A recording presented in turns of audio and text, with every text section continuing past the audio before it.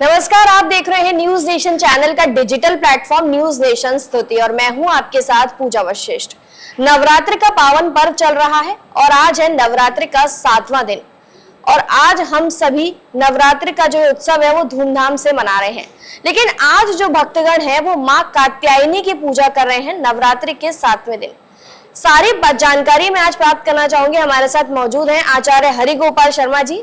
राधे राधे। आपका बहुत बहुत स्वागत है आचार्य जी। हर दिन की तरह मेरा पहला सवाल यही है कि आज नवरात्रि के 7वें दिन माँ कात्यायनी देवी की पूजा हम लोग क्यों कर रहे हैं? देखिए, इस बार के शारदीय नवरात्र में एक दिन की वृद्धि हुई है। तृतीया तिथि को बढ़ा हुआ माना गया है। पंचांगों के मुताबिक हमने तीसरे दिन माँ चंद्रघंटा की पूजा की, लेकिन तृतीया तिथि अगले दिन भी थी तो 2 दिन हमने चंद्रघंटा की पूजा की। इस तरह से एक दिन बढ़ गया है।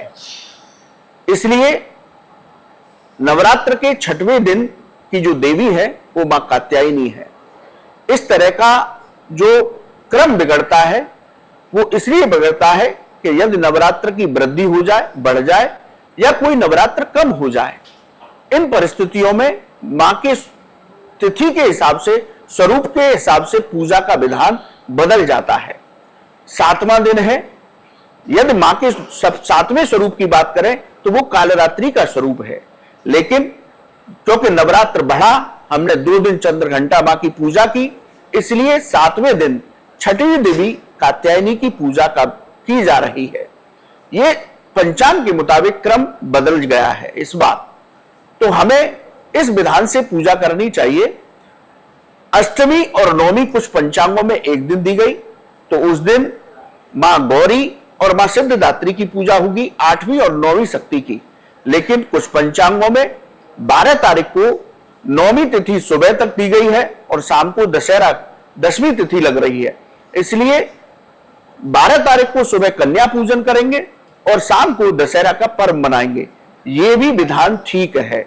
इसलिए इस क्रम को इस बार बदला हुआ माना जा रहा है। सप्तमी तिथि पर छठवीं देवी की पूजा इस बार हो रही है जी। तो तृतीया तिथि बढ़ने की वजह से हमने माँ चंद्रघंटा की पूजा 2 दिन की और अब नवरात्रि के 7वें दिन हम कर रहे हैं माँ कात्यायनी की पूजा।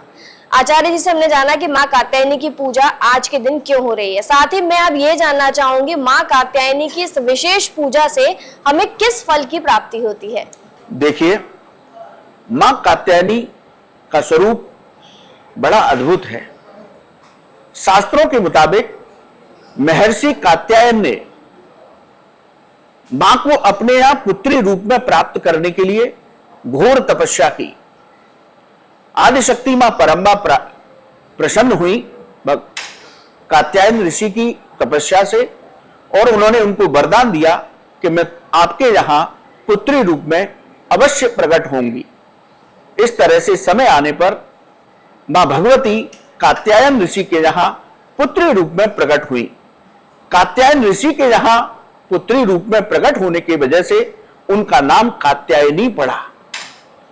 कात्यायनी शेर की सवारी करती हैं और जो महिषासुर मर्दनी की बात हम दुर्गा सप्तशती और शास्त्रों में करते हैं वो मां कात्यायनी है। मां कात्यायनी ने ही महिषासुर का मर्दन किया था। इसके साथ ही ये ब्रज की अधिष्ठात्री देवी कही जाती हैं। ब्रज में इनका शक्तिपीठ है वृंदावन में। आप वहां जाकर के उनका दर्शन कर सकते हैं।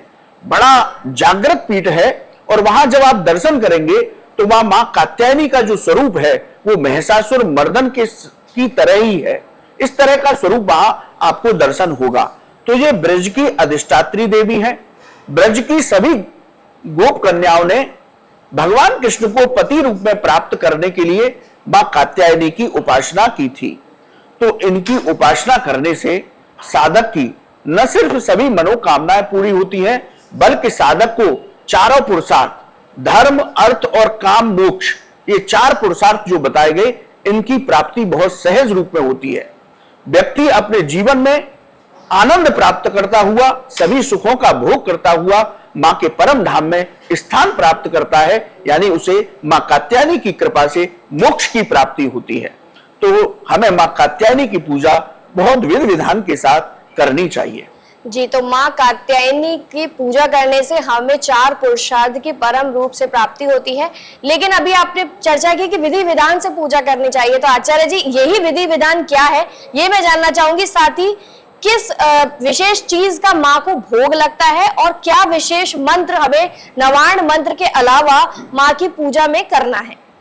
देखिए, मां कात्यायनी की पूजा आपने अपने घर पर चौकी बना रखी है, मां दुर्गा की आपने स्थापना कर रखी है, कलश की, अखंड ज्योत सब कुछ जला रखा है। पूजा का नियम वही है, आप मां दुर्गा की उपासना कीजिए, मां कात्यायनी की भी पूजा इस दिन कीजिए। यानी कि देवी के 9 स्वरूपों की 9 दिन अलग अलग पूजा की जाती है।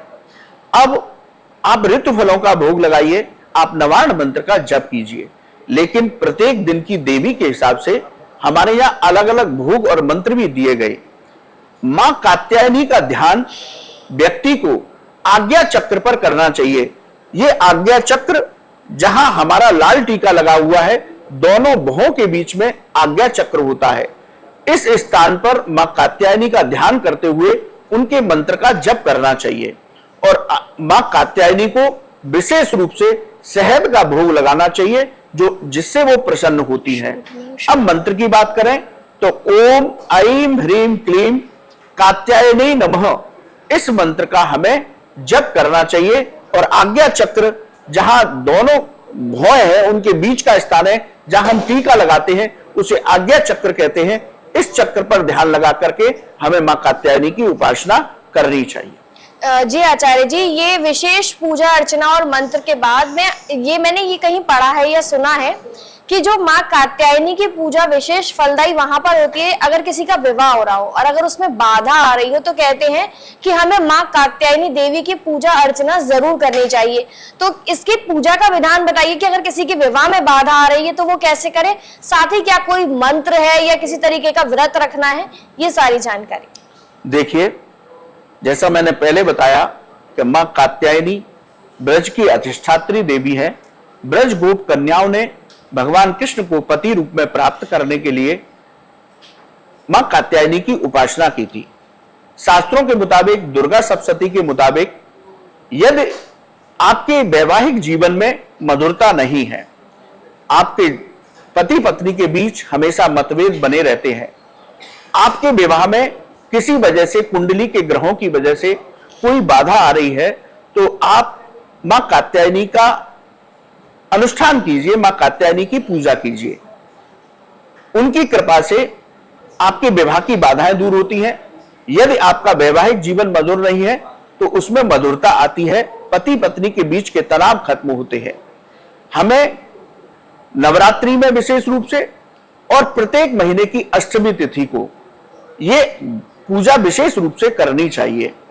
मां कात्यायनी छठे दिन की देवी है, तो आप किसी भी महीने की षष्ठी तिथि को भी इनकी पूजा कर सकते हैं। पीले या लाल वस्त्र पहन करके इनकी पूजा करनी चाहिए। और जैसा मैंने मंत्र बताया था, छोटा मंत्र यदि आपके समय अभाव है तो उसी का जप कर सकते हैं। ओम ऐं ह्रीं क्लीं कात्यायनी नमः इस मंत्र की एक माला करें और मां कात्यायनी के चरणों में अपनी समस्या रखें तो उसका समाधान होगा। उसके साथ ही यदि हम विशेष मंत्र की बात करें तो विशेष मंत्र है कात्यायनी महामाये महायोगिन्यधीश्वरी नंद गोप सुतम देवी पतिम में कुरते नमः। यह मंत्र दुर्गा सप्तशती की पुस्तक में अंत में दिए गए हैं। इस मंत्र का आप अनुष्ठान करते हैं मां कात्यायनी के लिए तो आपके विवाह की बाधाएं दूर होती हैं, शीघ्र ही आपका विवाह होता है। यदि आपका जीवन वैवाहिक मधुर नहीं है तो उस वैवाहिक जीवन में भी मधुरता आती है। जी, अगर किसी के विवाह में रुकावट आ रही है या वैवाहिक जीवन सही नहीं चल रहा है तो ये विशेष रूप से आप पूजा जरूर करें, माँ कात्यायनी आपकी सारी परेशानियों को दूर कर देंगी। आचार्य जी, बहुत बहुत धन्यवाद आपका, राधे राधे, ये सारी जानकारी देने के लिए। अगर आप लोग कुछ और भी पूछना चाहते हैं तो कमेंट सेक्शन में कमेंट करके पूछ सकते हैं। फिलहाल के लिए हमारे इस वीडियो में इतना ही। ऐसी ही और जानकारियां आपके साथ जरूर साझा करेंगे। तब तक के लिए आप जरूर सब्सक्राइब करें न्यूज नेशन चैनल का डिजिटल प्लेटफॉर्म न्यूज नेशन स्तुति।